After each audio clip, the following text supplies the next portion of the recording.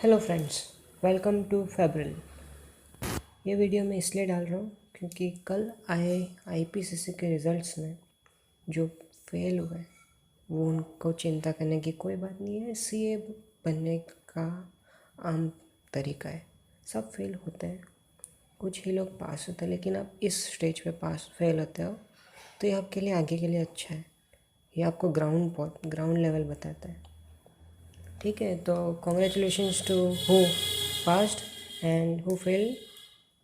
Tension ना लो, ये वीडियो देखो, it will help to pass you. इस ट्रिक से मैं पास हुआ हूँ actually, so keep it and take it seriously. Okay, मैं आज आपसे 5 ट्रिक्स डिस्कस करूँगा। कितनी? टोटल 5। तो हमारे पास, मैं सिर्फ ग्रुप 2 की बात करूँ क्योंकि ग्रुप 2 ज़्यादा डिफ़िकल्ट है ग्रुप 1 से। तो ग्रुप 2 में आपके पास है 3 सब्जेक्ट, एक्चुअली मैं कहूँगा 4 सब्जेक्ट।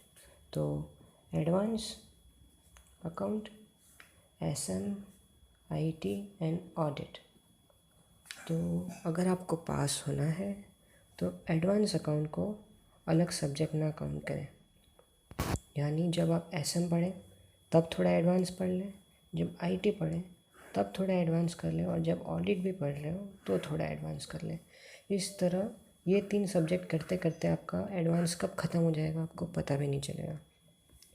क्योंकि सेकेंड ग्रुप में ज़्यादा थ्योरी है, इसकी वजह से एडवांस को आपको ऐसे ही पढ़ना पड़ेगा ताकि दूसरों का बर्डन कम हो सके।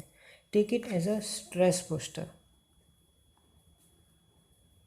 बस्टर, सॉरी, बूस्ट थोड़ी करना है ना। तो जब आप एसएम करें तो माना जैसे आपने 1-1.5 घंटा एसएम पढ़ा, फिर आधे 1 घंटे के लिए आप एडवांस कर लें।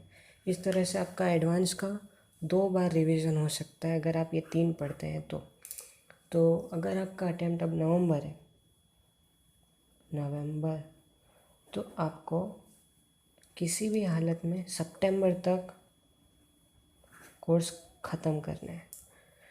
फिर आपको रिवीजन करना इज़ मैंडेटरी, और हर किसी का रिवीजन नहीं हो सके तो कम से कम अकाउंटिंग, स्टैंडर्ड, ऐसे, फ्लो चार्ट, इन तीनों का रिवीजन कंपलसरी है। सो मैंने आपको पहली ट्रिक ये दी कि don't treat advance as a separate subject. अगर आपने एडवांस को अलग सब्जेक्ट माना तो आप पे बर्डन 4 सब्जेक्ट का पड़ेगा, इसलिए हमें इसको अलग सब्जेक्ट नहीं मानना है, क्योंकि इसमें आधा तो फर्स्ट ग्रुप में पढ़ा हुआ ही होता है। इसमें आपको मिनिमम 60 स्कोर करना पड़ेगा, तब जाके कहीं 150 नंबर आ सकते हैं। इनमें तो कोई सर्टेनिटी ही नहीं है कि क्या होगा, इसलिए आपको इसमें लाना ज़रूरी है ना। Here comes trick number 2। ये ट्रिक बेहद सिंपल है दिखने में, लेकिन इसका इम्पैक्ट बहुत ज़्यादा आएगा।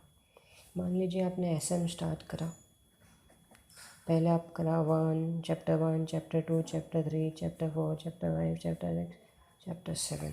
ठीक है, तो जब आप पढ़ते हैं तो आप फर्स्ट चैप्टर बहुत अच्छे से पढ़ते हैं, फिर उससे थोड़ा सा कम अच्छा सेकेंड, थर्ड, उससे कम नंबर 4, 5, 6, 7। तो हमारा ग्राफ ऐसा होता है, इस तरह से बेंडिंग डाउनवर्ड। तो मान लीजिए अगर आपके 2 अटैम्प्ट हो चुके हैं और आप इसी तरह से पढ़ रहे हो तो आपके आखिरी के चैप्टर वीक हो जाते हैं। तो इस बार हमें क्या करना है, ऑर्डर रिवर्स करना है। अब आप पढ़ेंगे सबसे पहले चैप्टर 7, 6, 5, 4, 3, 2, 1। ओके, तो अगर आप ऐसा करेंगे तो ग्राफ बैलेंस हो जाएगा। पहले ऐसे था, अब ऐसे हो जाएगा, तो ग्राफ बैलेंस हो जाएगा। इससे आपको जो चूज़ करना पड़ता है ना इक्वेशन, उसमें काफ़ी मदद मिलेगी। ऐसा बिल्कुल नहीं कीजिए कि एक चैप्टर पूरा छोड़ दें, क्योंकि आईपीसीसी में कहीं भी अटकाया जा सकता है। मेरे साथ एक बार हो चुका है। एक ही वो एडीएल मैट्रिक्स एक ही पेपर में 2-3 जगह पूछ लिया था, जो मैं छोड़ के गया था, जिसकी वजह से मेरा एग्रीगेट रुक गया था। ठीक है, तो बिल्कुल नहीं नहीं नहीं, थ्योरी में रिस्क नहीं। ओके, सो ये हो गई अपनी ट्रिक नंबर 2। रिवर्स में पढ़ना बेहद ज़रूरी है ताकि पिछले चैप्टर्स को भी इम्पोर्टेंस मिल सके। एंड ऑफ कोर्स जब आप 7 चैप्टर ख़त्म कर चुके हो और 6 स्टार्ट करें तो 7 का रिवीजन इज़ मस्ट, और साथ में नोट्स बने, वो भी ब्रीफ, एकदम छोटे। एक चैप्टर का ज़्यादा से ज़्यादा 2 पेज, उससे ज़्यादा नहीं, वरना बहुत बर्डनसम हो सकता है सेकेंड ग्रुप। ठीक है, हियर कम्स ट्रिक नंबर 3,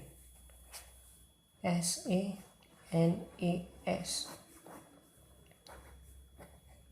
अगर आपको पास होना है तो आपको दोनों पढ़ना है। दोनों में ट्रिक ये रहेगी कि आप आज से स्टार्ट करें रोज़ एक स्टैंडर्ड ऑन ऑडिटिंग, बस, ज़्यादा नहीं, सिर्फ एक। और आपको AS भी इसी तरह से करना है, रोज़ एक।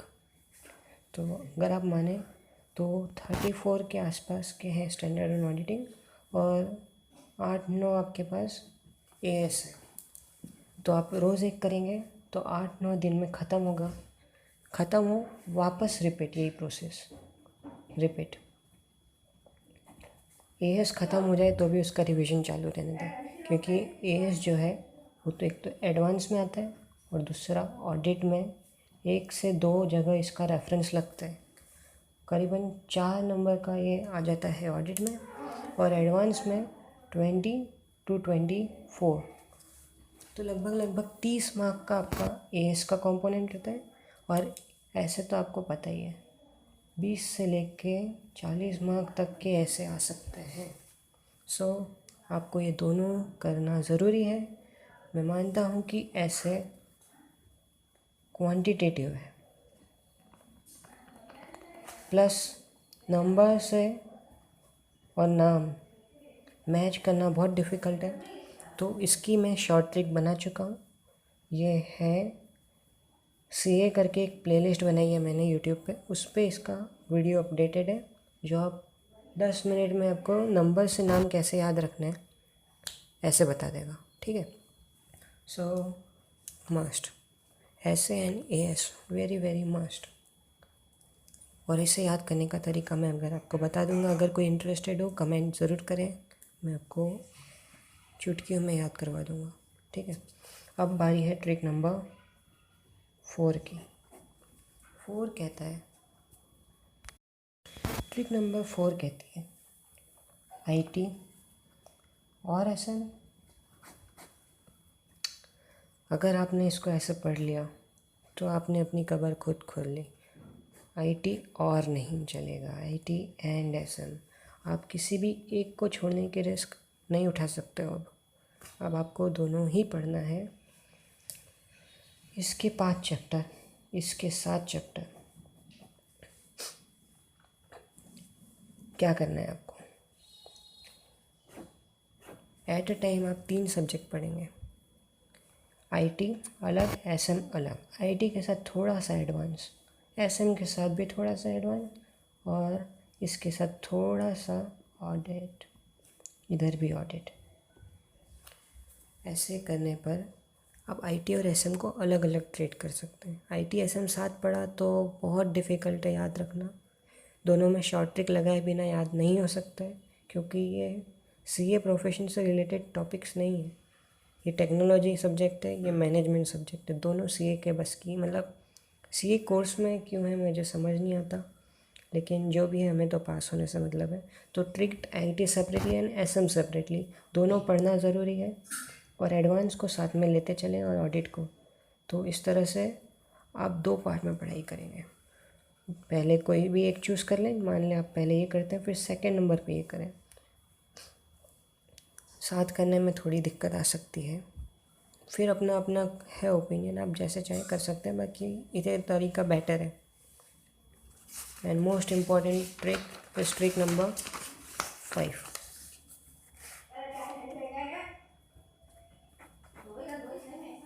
ट्रिक नंबर 5 में आपके पास है vouching verification,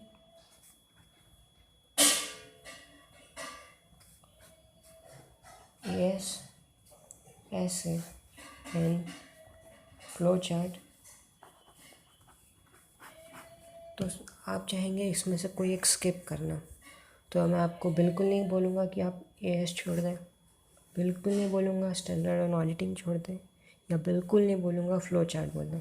flow chart most scoring topic in IT, most scoring topic in audit, most scoring topic in advance. But vouching verification जो आता है 16 मार्क्स का, अगर आप 80 क्वेश्चन करते हैं वाउचिंग वेरिफिकेशन के, जो एकदम नॉमिनल है, 80 करने पे हो सकता है पेपर में उसमें से 2 आए, और 2 आउट ऑफ ही आते हैं, बिल्कुल मतलब नहीं है ये 2 करने का।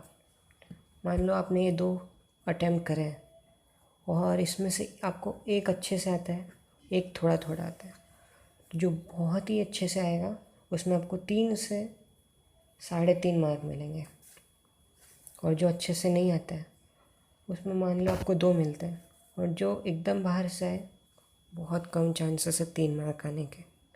तो आप ये दोनों में मान लो आपको 2-2 मार्क दे दिए, तो आपका टोटल होगा 2, 2 4, 2 6 और 3 9, लगभग 8-9 मार्क्स आएंगे अगर आप ये 2 अटैम्प्ट कर पाए तो, जो कि बड़ा मुश्किल होता है, और ये वाउचिंग पार्ट बहुत टाइम ले लेता है सोचने में। तो आपके मतलब स्टैंडर्ड डिडक्शन मार्क हो जाते हैं आपके 8 मार्क्स वाउचिंग वेरिफिकेशन अगर आप अटेम्प्ट करते हैं तो मैं ये जो बहुत टाइम कंज्यूमिंग है, ये तभी अटेम्प्ट करें जब आपको कोई क्वेश्चन बिल्कुल ही नहीं आता है। मान लो पैटर्न होता है एक 6 4 एंड 6 इस टाइप का, मान लो आपको ये क्वेश्चन नहीं आता है तो आप अटेम्प्ट करो वाउचिंग वेरिफिकेशन का। अगर आपको दूसरे सारे क्वेश्चन आते हैं तो बिल्कुल ना छोड़ें, आप इसके रिस्क लीजिए, क्योंकि इसमें मिनिमम डिडक्शन आपका हो जाएगा 8 मार्क्स का, अगर आपको 2 आते हैं तो। ठीक है, तो मैं आपको सलाह दूंगा कि वाउचिंग को थोड़ा आप अवॉइड कर सकते हो, क्योंकि मार्क्स कट हो जाते हैं। अगर आप इसको छोड़ दो तो आपका सिलेबस बहुत कम बचता है ऑडिट का, जिसका आप बार बार रिवीजन कर सकते हैं और याद कर सकते हैं। इसमें आप याद करने का कोई तरीका नहीं है, बहुत ट्रिकी भी हो सकता है। मान लो अगर आपने सोचा कि मुझे 2 पॉइंट आते हैं, तो हो सकता है वो 2 पॉइंट का 1 मार्क दें, समझ रहे हो, बाकी तो सब नॉर्मल जनरल आंसर हो जाता है। जनरल आंसर के मार्क्स बहुत नॉमिनल देता है ACI। ठीक है, तो हमें एएस करना है, ऐसे करना है, और फ्लो चार्ट से बिल्कुल ना खेलें। अगर आपको नहीं समझ आया तो मुझे बोले, मैं आधे घंटे के लेक्चर में फ्लो चार्ट ख़त्म करवा दूँगा। तो फिर इस तरह आप 5 ट्रिक्स का ध्यान रखें, ACI आपका ध्यान रखेगा। Thank you.